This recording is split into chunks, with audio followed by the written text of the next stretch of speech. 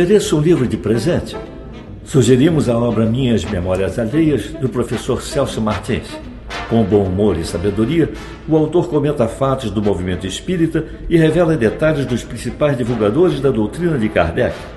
Os pedidos podem ser feitos pelos telefones 021 2224 1060 ou 2224 0726. Os livros serão entregues pelos Correios ou podem também ser adquiridos na loja do ICEB, Rua dos Inválidos, 182, segundo andar.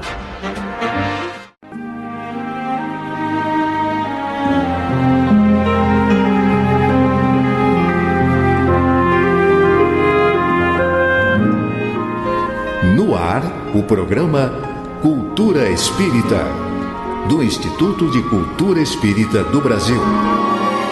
Meus amigos, meus irmãos, aqui estamos com o nosso programa Cultura Espírita, do Instituto de Cultura Espírita do Brasil.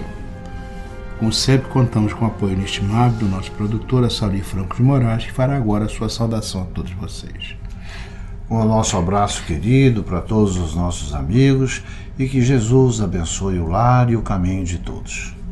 Meus queridos irmãos, nosso Instituto de Cultura Espírita lá está funcionando na Rua dos Inválidos, 182, no centro, aqui no Rio de Janeiro.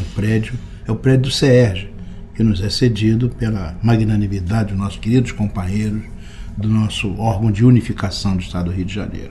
Nossos telefones 2224-1060, 2224-0736. Também estamos no ar com o nosso site www.portaliceb.org.br e ainda a nossa TV ICEB, que está à disposição de todos pela internet, www.tviceb.com. Lá na TV ICEB estão os nossos programas de rádio, nossas aulas, nossos cursos, nossos seminários, à disposição de todos os nossos irmãos que queiram pesquisar, estudar aquilo que o nosso Instituto prepara como apoio ao movimento espírita do país. Como sempre, nossas atividades funcionam todos os sábados para o público, de 9 às 12 horas. O nosso querido amigo irmão Silvio Cruz Portugal apresenta cursos de mediunidade e de doutrina espírita. São cursos básicos, cursos de quem quer iniciar nesses conceitos fundamentais do espiritismo. O nosso Silvio Cruz Portugal tem uma metodologia especialmente desenvolvida para esses processos que as pessoas vão começar a conhecer a doutrina espírita, portanto vale a pena participar dos cursos. Também aos sábados das 12 às 13h30, o nosso querido companheiro Samireano, o nosso Altamiro Rocha, ele apresenta os cursos de Esperanto Básico 1 e 2, essa língua neutra internacional, a língua da nova era, da era da regeneração, a segunda língua de todos os povos. Por isso nós espíritas prezamos muito o Esperanto, e o nosso instituto não poderia deixar de aproveitar a oportunidade para a divulgação dessa extraordinária contribuição que o espírito luminoso de Zamenhof ofereceu à nossa humanidade no final do século XIX, início do século XX, e o Esperanto vem sendo crescentemente utilizado por muitos países. Então o nosso Altamiro Rocha está oferecendo esses cursos de Esperanto Básico 1 e 2 aos sábados das 12 às 13h30. No primeiro sábado nós temos sempre a atividade do Pensamento de Joana de Ângeles, com Luzia Matias, que é uma especialista, doutora, ela é terapeuta, médica, e trabalha muito bem esse conceito. No terceiro sábado, o Pensamento de Joana de Ângeles também é apresentado por um outro médico terapeuta, o Dr. José Henrique Rubim. E é o médico Dr. Jorge André dos Santos que coordena esse trabalho. Dr. Jorge André, com essa idade já bastante avançada, mas absolutamente lúcido, com aquela disposição extraordinária, continua sendo citado no mundo inteiro, pela sua contribuição inestimável ao estudo do espiritismo, especialmente das questões da mediunidade. O Dr. Jorge André coordena esse trabalho invulgar, que é o Pensamento de Joana de Ângeles. Então, no primeiro sábado, doutora Luzia Matias; no terceiro sábado, Dr. José Henrique Rubim. No segundo sábado, que é esse próximo agora, o nosso Luiz Eduardo Brandão, que é um cientista, ele é físico, professor da Universidade Federal, né? Então ele estuda a obra nos domínios da mediunidade, né? Além de físico, né? Ele é um grande trabalhador da doutrina espírita, de fazer atendimento a pessoas em situação de exclusão, atendimento na rua, né? Enfim, realmente, não é um teórico, né? Aliás, um brilhantíssimo teórico, mas é um exímio trabalhador do bem, né? Dr. Luiz Eduardo Brandão, obra Nos Domínios da Mediunidade, neste sábado agora, das 13h30 às 14h45. E logo em seguida, às 15h, o nosso Jorge Cerqueira, que também é uma pessoa de altíssimo padrão, né? E tem uma formação de física, né? Formação de matemática, né? É professor do Colégio Militar, né? Tem mestrado, doutorado na área de sistemas da qualidade, também é uma pessoa reconhecida internacionalmente. Ele é um dos expositores do Instituto, aliás, é um dos nossos diretores. E ele vai apresentar, dentro da visão da filosofia espírita, veja, um novo modelo mental, e vai tratar da integração e da interdependência. Na verdade, o que o Espiritismo propõe realmente é um novo modelo mental, uma nova maneira de você entender a vida, viver a vida, né? Enfim. E o Cerqueira apresenta isso com uma competência extraordinária. Ele domina extraordinariamente também os meios de comunicação. Então as palestras dele são muito ricas pelo conteúdo e pela maneira como ele apresenta aquilo. Ele fica muito claro, muito preciso.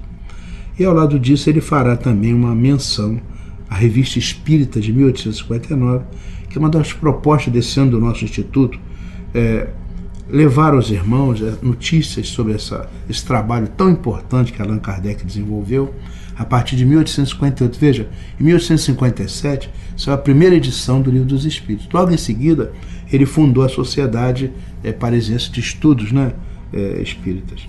Então, no ano seguinte, 1858, ele começou a publicar o fruto desses estudos, dessas pesquisas.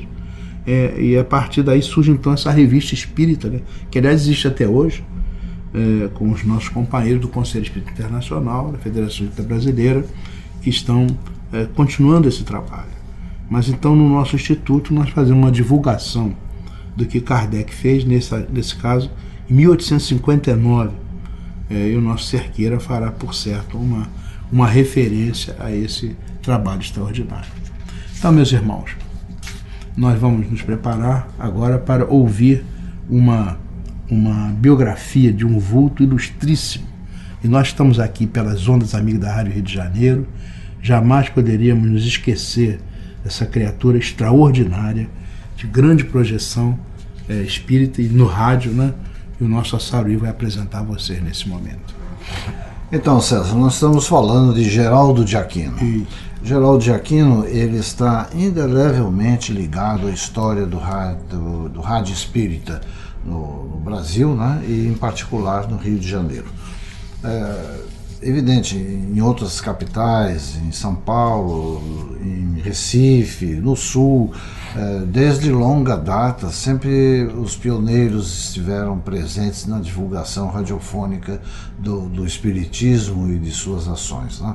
Aqui no Rio, em particular, Geraldo de Aquino merece um lugar de destaque, porque ele sempre foi um incentivador desse tipo de atuação, né? Ele já estava aos 23 anos, né? Em 1937, ele já fazia parte da antiga Rádio Clube que tinha aqui no Rio de Janeiro. Isso. E na Rádio Clube, já também de boa data, tinha o chamado Hora Espiritualista. Isso. Que foi uma criação de um outro grande nome na difusão do espiritismo radiofônico, que era João Pinto de Souza. Isso.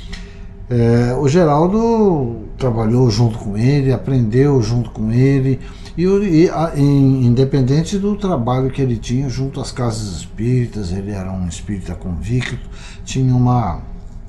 ele tinha uma noção muito forte, muito tangente da importância de se divulgar, principalmente porque ele seguia à risca, né, o Kardec dizendo que era importante que se estudasse, se entendesse a doutrina espírita e que ela fosse, e depois veio também aquela outra máxima, dizendo que era um ato de caridade e de amor ao espiritismo, a sua divulgação. Emmanuel Kardec na Condição do Espírito é a sua divulgação.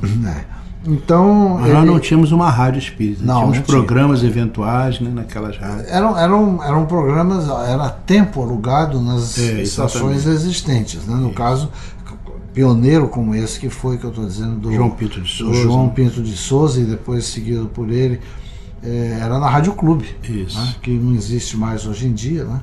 Quando o João Pinto de Souza desencarnou em 1943, o Geraldo de Aquino assumiu a cadeira, né? E continuou nesse trabalho. Já em 1948, ele, além desse programa da Hora Espiritualista, ele tinha outros programas também que ele evocava a ideia, né, a figura de Maria. Ele tinha um programa sobre meditação, e isso começou já em 1948 a fazer. Em 1951, ele teve aquela ideia de que, de fato, não se poderia ficar o tempo todo alugando, porque até isso tinha um custo muito alto. Não se poderia ficar alugando tempo, porque ele na verdade, parte do tempo dele era utilizado na preparação, na produção dos programas, desses 3 programas que ele levava ao ar. E a outra parte é o tempo que ele levava angariando fundos para pagar o programa. Então consumo de energia, ele ia para todos os cantos, visitava as casas espíritas, pedia colaboração, etc. E essa luta dele começou então em 1951, ele começou então a fazer a campanha para que existisse uma rádio espírita, né? E essa campanha então foi crescendo, foi se multiplicando, mas apesar de tudo, César, só em 1971, 20 anos depois, é que ele conseguiu adquirir a Rádio Rio de Janeiro. Já tinha a Fundação Cristã Espírita Cultural Paulo de Tarso, né? Graças a Deus, até hoje, a Rádio Rio de Janeiro está aí, atuante, evidentemente lutando mas com muita competência daqueles que lá estão. Isso aí. E continuando o ideal, né? E eu, por exemplo, considero que você, eu e todos os que labutam no meio radiofônico espírita somos continuadores, somos herdeiros, né, desse grande ideal do Geraldo de Aquino, né? Ele desencarnou em 1984, ainda com pouca idade para os nossos padrões, né? Com 72 anos, né? Mas foi um grande lutador e merece o nosso preito de gratidão e de respeito e de admiração, principalmente. Eu tive o privilégio, né, de conhecer o nosso Geraldo de Aquino, né? E me lembro muito bem da sua energia, né, da sua dedicação extraordinária e da liderança que ele tinha, porque ele conseguiu dinamizar esse movimento dos espíritos para que nós pudéssemos, afinal, ter a nossa rádio que está lá até hoje e está produzindo realmente muito bem para o nosso movimento espírita. Então, que Deus abençoe esse espírito extraordinário e que ele continue nos apoiando, nos amparando, para que a nossa Rádio de Janeiro continue progredindo, se desenvolvendo cada vez mais. Vamos ao nosso intervalo. A Natasha Maiquiana vem por aí e logo em seguida retornaremos, se Deus quiser. Instituto de Cultura Espírita do Brasil.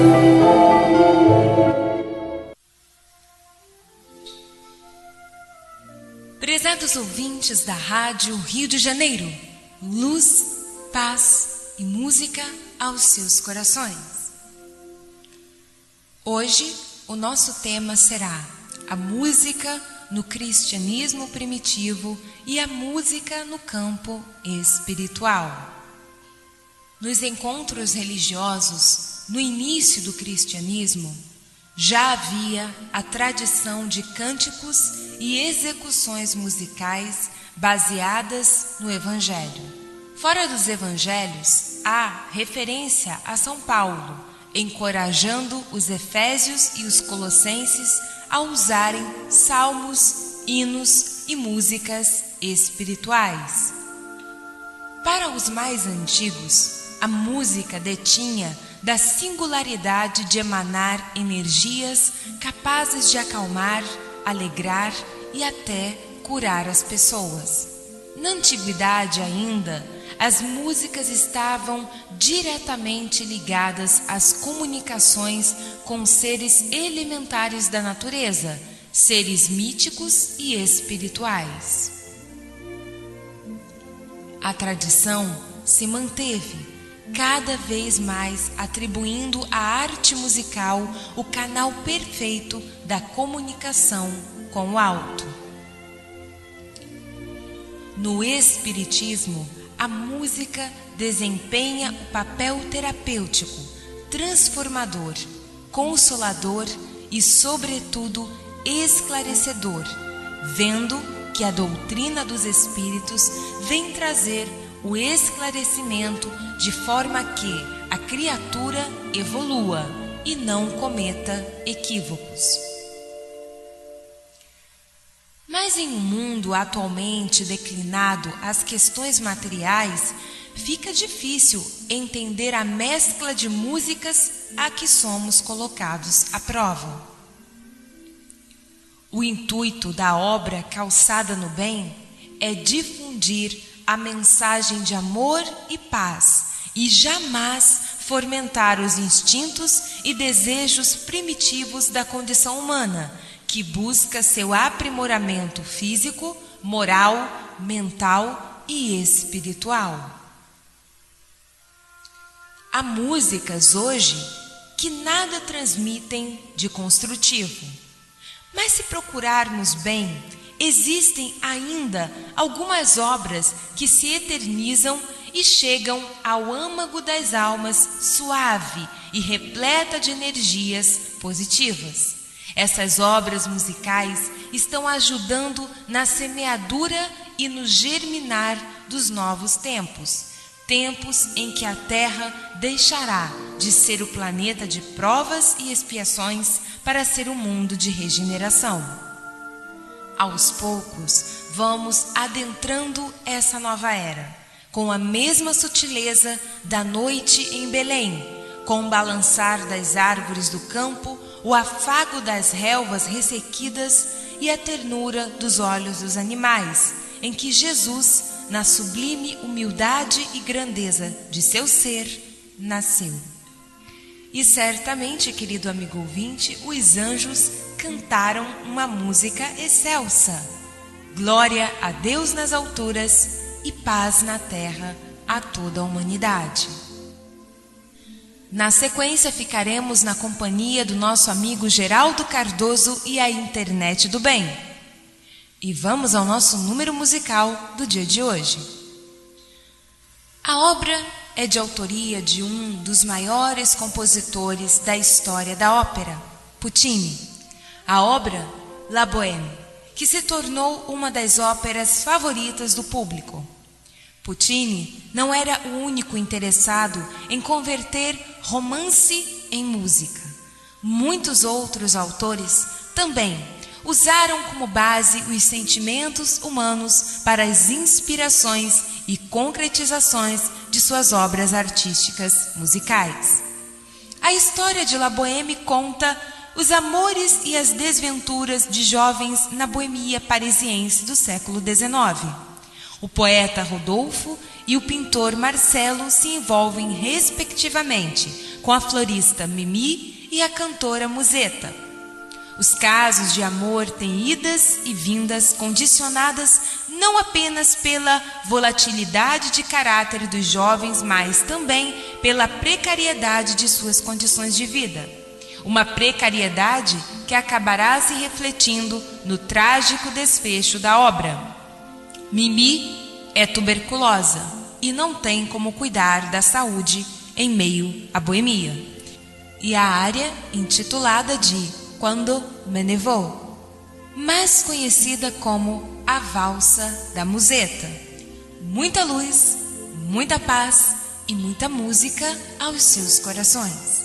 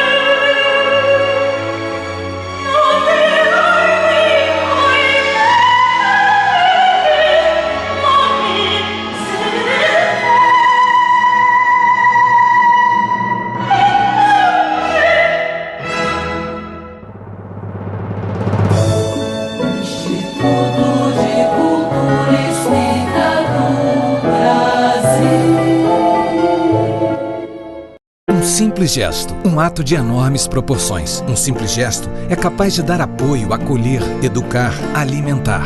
Um simples gesto traz com ele benefícios incalculáveis. Um simples gesto contribui para realizar o bem. Participe para que a rede social do bem possa aumentar a sua capacidade de multiplicar as suas ações sociais. Pratique isso na hora que você for pagar a sua próxima compra. Use o cartão de crédito exclusivo O Bem. Peça já o seu cartão. Ligue 0800 644 2273.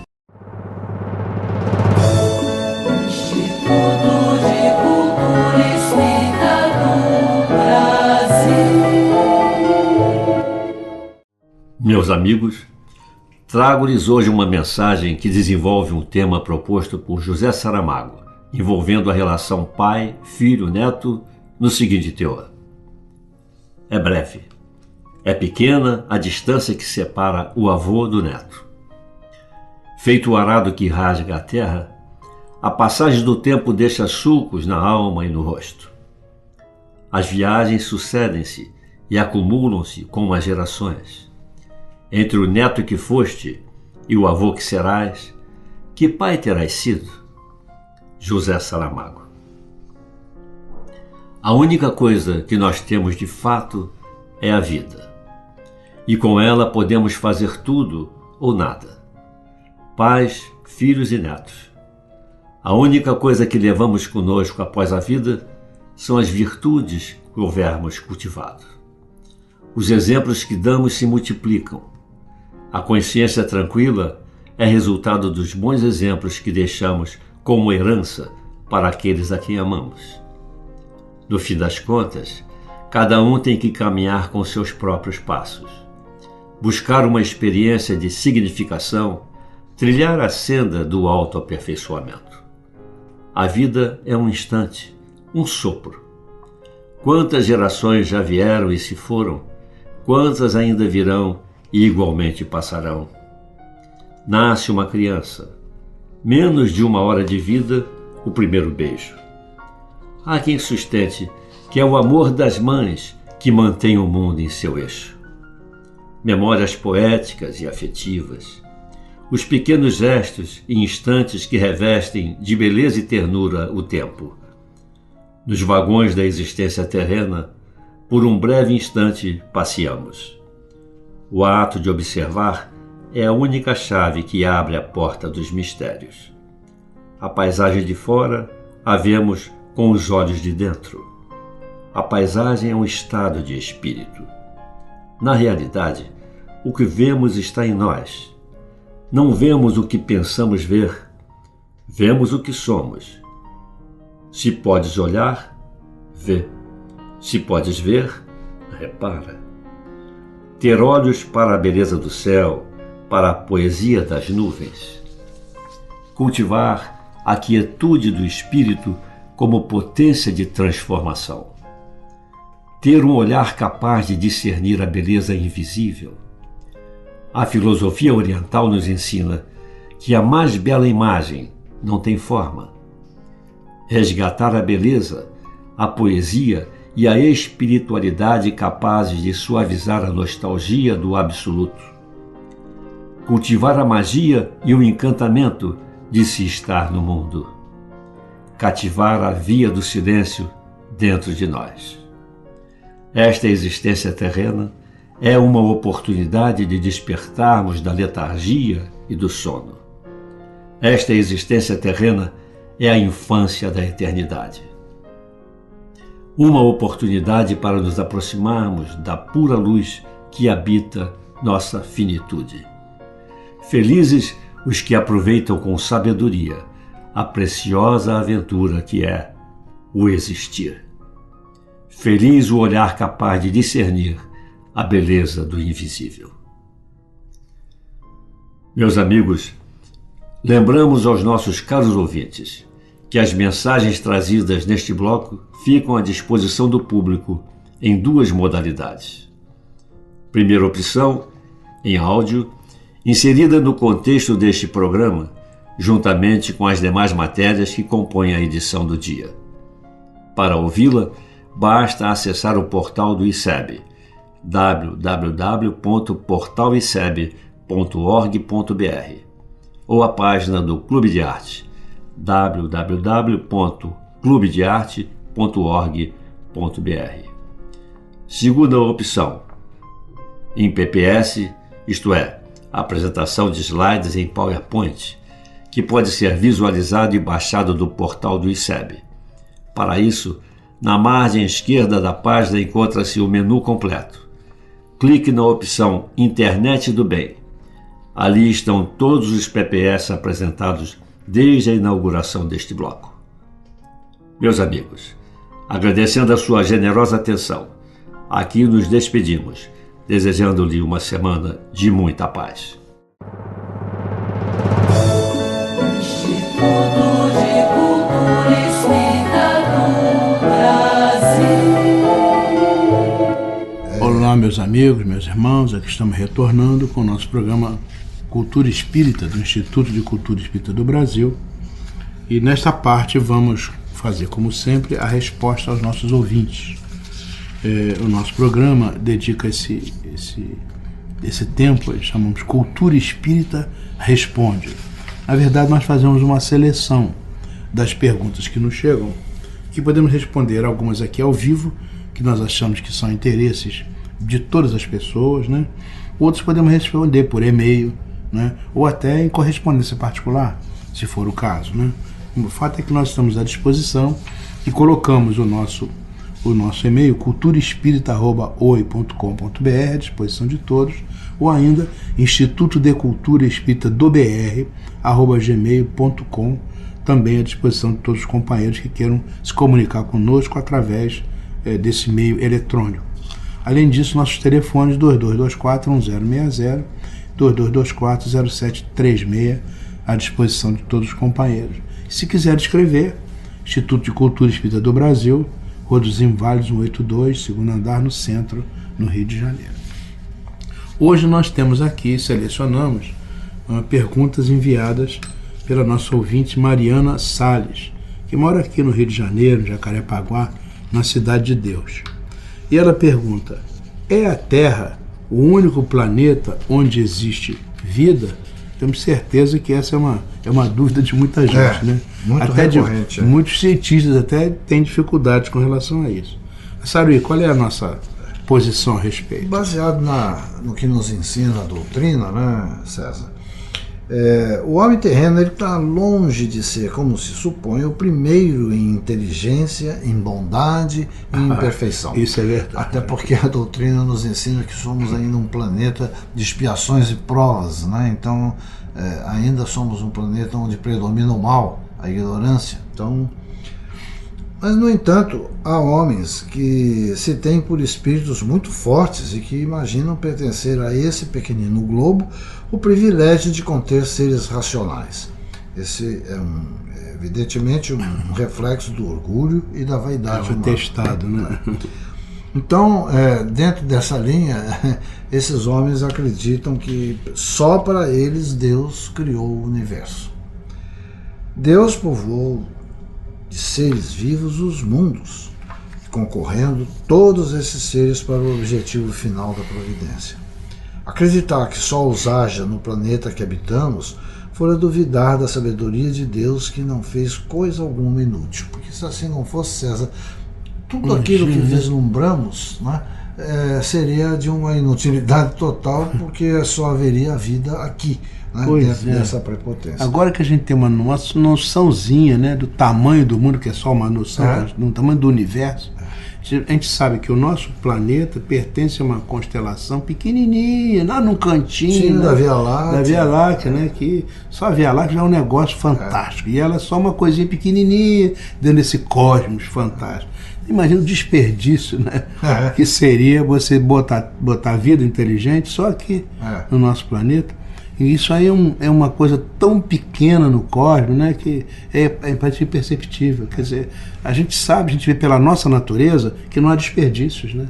Na verdade, tudo se aproveita, tudo tem finalidade. Sim. Imagina essa criação aí, que a gente nem tem ideia do que é isso, né? Isso tudo, para ter só vida aqui para nós, é meio esquisito. Mas vamos lá. Ô César, existiu um astrônomo americano, o nome dele era Carl Sagan. Carl Sagan. Eu li quase todos os livros dele. bom, Ele era um muito homem bom. inteligentíssimo. Um Eu homem assisti muito bom. conferências dele. E na verdade é materialista, né? Mas é curioso, Agnóstico. ele era um o materialismo dele era mais uma questão assim, como era o Einstein, que tinha vislumbres Não de acreditava extrema nas religiões espiritualidade. tradicionais, não aceitava religiões Então o tradicionais. Carl Sagan, ele era judeu de formação, então ele tinha dentro de si uma semente de religiosidade e que na verdade era o pragmatismo científico que inibia muito dele. Então eu tenho um dos livros dele muito interessante, onde ele tem a seguinte frase: quando eu abro a abóbada do meu observatório, que ele trabalhou durante muitos anos em 2 grandes laboratórios astronômicos americanos, mas um deles, o de Monte Palomar. Ele dizia que quando abria aquela cúpula do observatório e através do telescópio ele conseguia observar o que se descortinava do universo diante dele, ele dizia assim: tudo bem, há uma mecânica, uma física celeste, há uma astrofísica que nos explica o equilíbrio disso tudo, como é que isso funciona, por que um não bate no outro, não tromba, não explode, existe uma harmonia nesse universo. E ele disse assim, e para poder controlar essa harmonia tem que haver uma inteligência superior, que ele chamava, que os outros chamavam de Deus, segundo ele explica. Então, na verdade, a questão da vida fora da Terra é uma coisa muito debatida, porque, de uma maneira geral, os cientistas, os astrônomos, eles ficam procurando a vida externa igual à nossa. Se tiver água lá, então há possibilidade de ter vida. Se não tiver água, não há possibilidade de ter vida. Oxigênio e por aí afora. Não, lá não pode ter vida não, porque existe uma concentração muito grande de nitrogênio. Então, essas questões, esse egocentrismo, né, essa ideia... Quem é que diz que só pode ter vida segundo os nossos padrões? Né? No nosso próprio planeta, se nós formos olhar nas regiões abissais dos oceanos, existem formas de vida que absolutamente não sobreviveriam na superfície. Não, e, no entanto, vivem lá, e nós não viveríamos lá. Certamente. Então, essa diversidade é que precisa ser melhor explicada. E respondendo, então, a pergunta da nossa ouvinte Mariana Salles, lá da Cidade de Deus, sem dúvida nenhuma, que não seja por nada, pela lógica, pela própria visão que nós temos, né, a olho nu mesmo do universo que nos cerca, não é possível que não haja vida fora do planeta Terra. E quando nós falamos vida, nós estamos falando na expressão da vontade de Deus, que tudo pode, tudo concebe, tudo coordena, e portanto não há necessidade de nós imaginarmos um padrão, tem que ter água, tem que ter oxigênio, tem que ser assim, tem que ser assado. Não, nós somos ainda as informações que nós temos dos espíritos superiores, dos mundos mais elevados, inclusive, com relação à própria quintessência do sistema biológico, né? Então, na verdade, existem mundos onde as formas de vida são simplesmente luzes, energia, irradiação energética. Então já passou por todo esse processo que nós ainda temos de vida, de morte, de decomposição, de respirar, de beber água, de se alimentar. Então a questão da vida fora do planeta Terra é uma certeza não só matemática e científica, como também divina. Na verdade, a dúvida talvez seja uma herança ainda, né, daqueles velhos tempos que se pensava que a Terra era o centro do universo. Ela era parada, tudo girava homenageando a Terra, etc. Né? Aquelas velhas histórias do geocentrismo, que já estão vencidas, né? E hoje, com essa visão que você falou até muito bem aí do Sagan e de outros astrônomos, esse gigantismo absoluto do universo, não entendemos o tamanho disso, ultrapassa a nossa concepção, né? E essa harmonia, né? Esse crescimento, tem que ter um piloto, né? E não é possível que muito isso bom. fique, não tem sentido que isso fique apenas na Terra, né? Não tem sentido. Mas ela coloca uma outra questão interessante, né? É válido que nós façamos orações aos espíritos? Sara, o que você acha? Olha, A doutrina nos mostra, né, através, inclusive tem uma parte do Evangelho, do próprio Livro dos Espíritos, em que eles tratam especificamente da questão da oração. Né? Isso.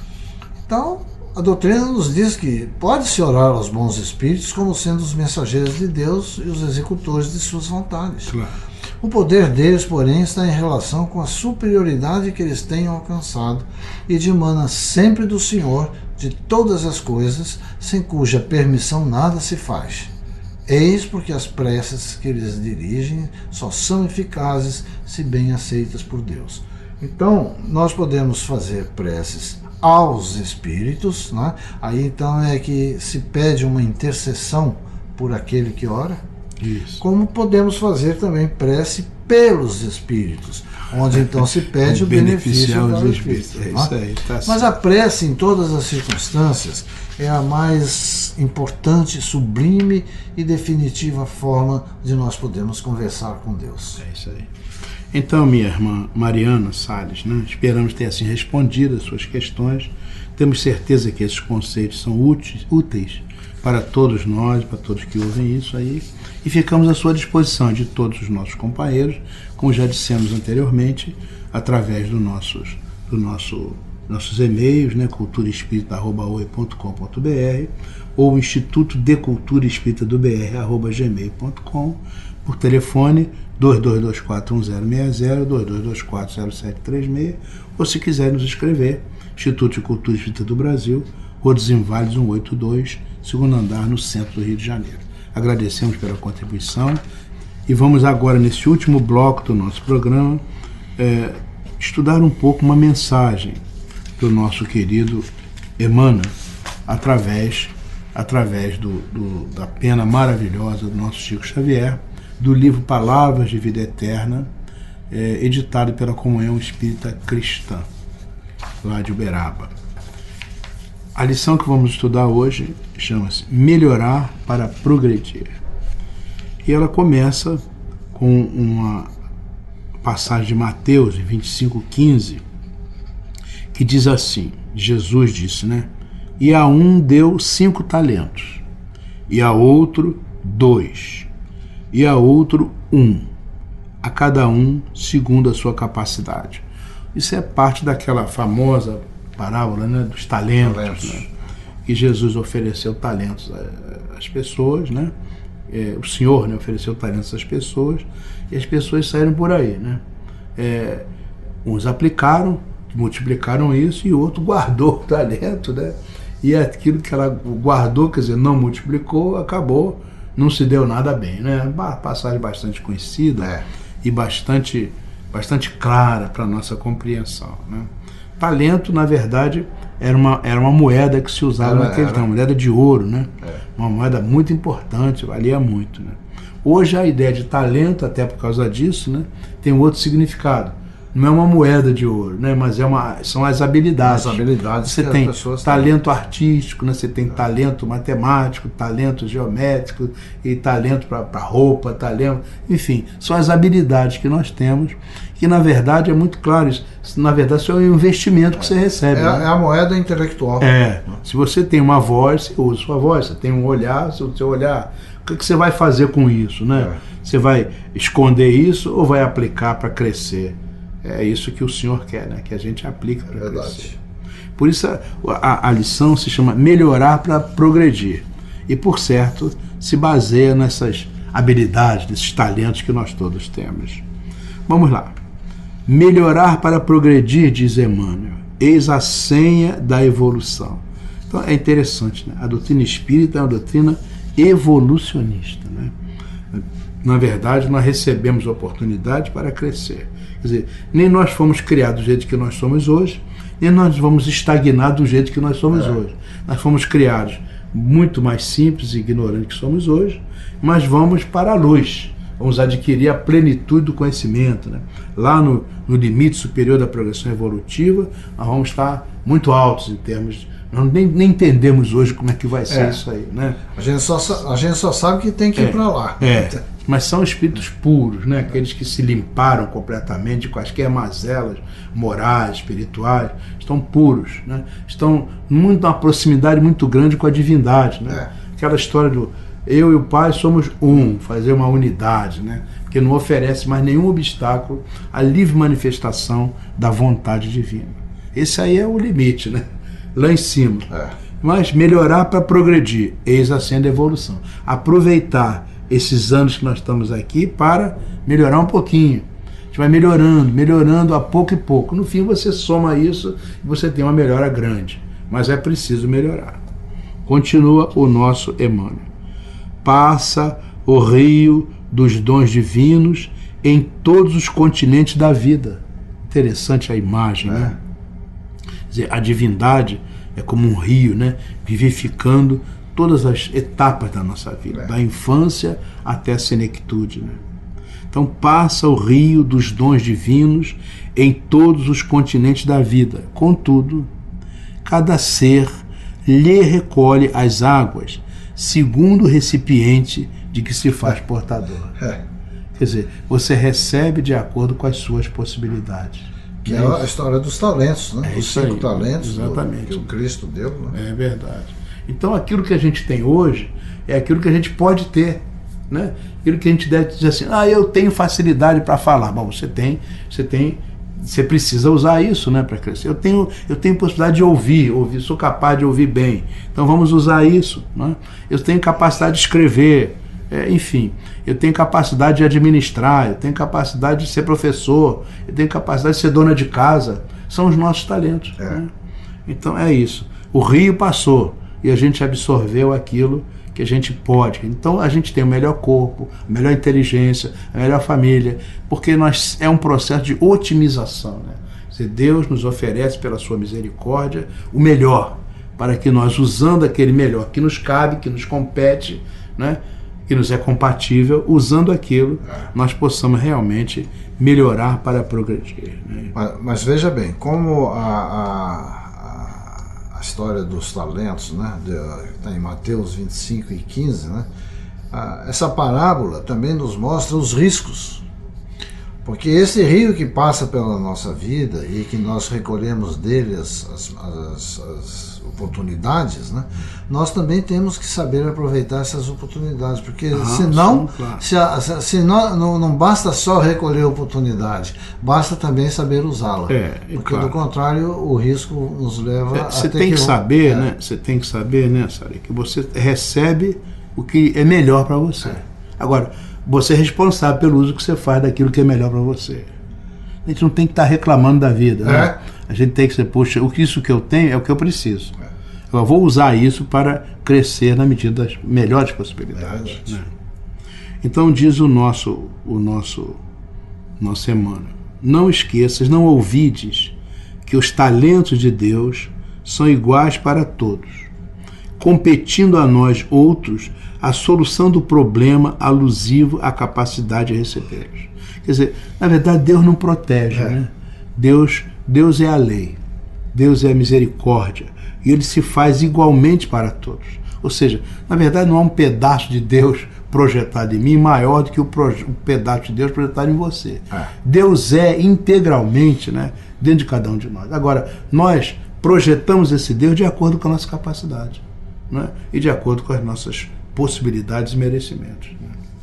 Então, diz o nosso Emmanuel: não te percas desse modo na lamentação indébita. Tem que estar reclamando, eu não falo bem, né? Eu sou surdo, eu tenho dificuldade de andar, eu tenho doença disso. Não é isso. Ou então vem aqueles que dizem assim, eu sofro tanto, acho que eu joguei pedra na cruz. Né? Ou então, que mal eu fiz a Deus. É verdade, né? Eu não mereço passar por isso, entendeu? Tem essas circunstâncias todas que é o mau aproveitamento da água desse rio que passa pela vida da gente. Tem coisa assim, eu vou melhor do que mereço. Na verdade é um engano. A gente não vai melhor do que merece. A gente recebe aquilo que a gente precisa. Só que muitas vezes a gente quer receber o que a gente quer, não o que precisa. Exatamente, né? Então não te percas desse modo na lamentação indébita. Uma hora anulada na queixa é vasto patrimônio perdido no preparo da justa habilitação para a meta a alcançar. Quer dizer, não vamos perder tempo, né, com essas coisas. Vamos avançando, aproveitando cada oportunidade. Então a gente lembra como Eu estava me lembrando do Amazonas Hércules, né, agora, nesse momento, né, que teve um corpo muito difícil, uma doença muito difícil, passou a vida inteira, né, olhando assim do nosso ponto de vista, olha que sofredor, que sofrimento, que angústia, né? No entanto, ele aproveitou cada momento da vida dele para sorrir, fazer poesia. E o sorriso dele era uma coisa marcante. Marcante, né? É isso mesmo. Não era sorriso, era uma gargalhada contente que ele dava, né? Dentro dessa linha tinha o Jesus Gonçalves também, né, que teve algumas encarnações sofrendo de hanseníase, né? Por ter sido um bárbaro. Reconhecia. Né? Então, ele, na verdade, era o patrimônio que ele estava fazendo crescer. Né, resgatando. Então não tinha lamentação, era vamos em frente, vamos crescendo.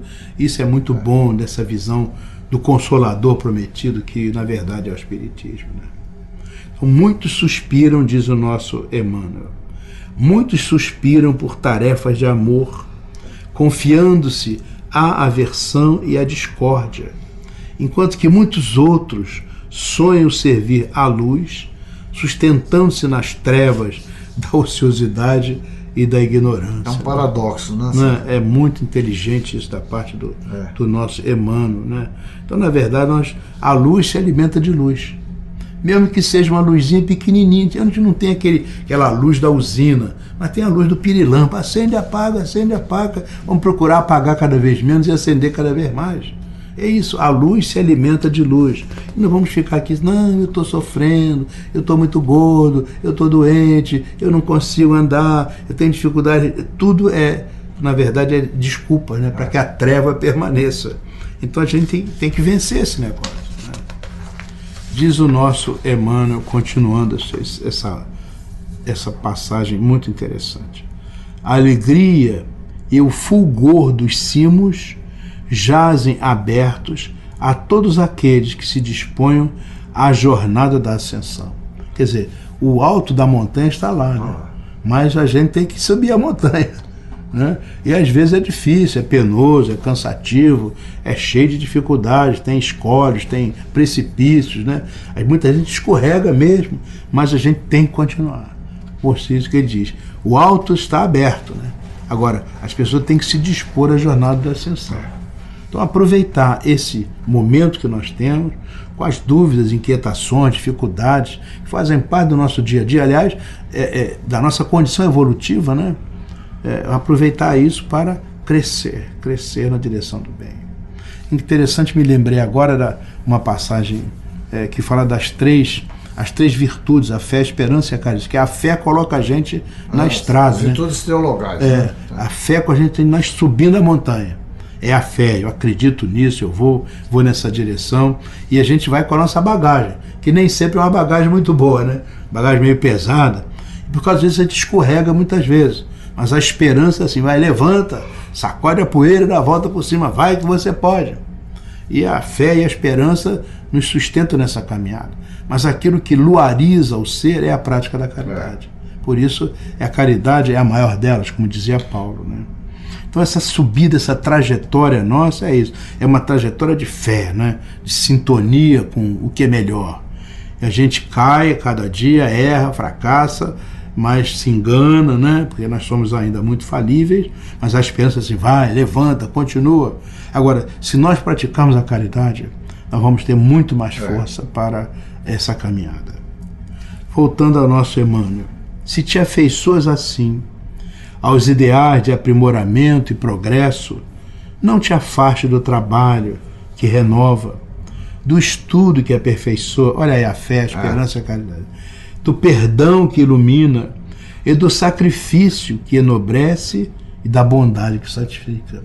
Exatamente a trajetória da fé que bota você na estrada, da esperança que faz você continuar caminhando quando você cai e da prática da caridade, que te dá força, verticaliza o ser, né? A fé e a esperança são importantes, mas é a caridade que ilumina o ser. É curioso que ele dá uma introdução nesse parágrafo, ele diz assim, se te afeiçoas assim aos ideais do aprimoramento, ou seja, se você realmente quer isso, então não se afaste do trabalho. O caminho é esse. O trabalho renova, né? O estudo aperfeiçoa. O caminho dentro das encostas da montanha é esse que tem que ser seguido, né? Lembra-te de que o Senhor nos concede tudo aquilo de que necessitamos Olha os talentos, né? Para comungar-lhe a glória divina. Entretanto, não te esqueças de que as dádivas do Criador se fixam nos seres da criação conforme a capacidade de cada um. Então o Senhor não é injusto, não dá mais a um do que a outro. Dá a todos aquilo que cada um pode captar.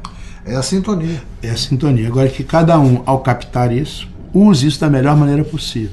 Então não vamos reclamar pela vida que a gente tem, pelo dinheiro que a gente tem, pela inteligência que a gente tem, pela posição que a gente tem. Não vamos reclamar.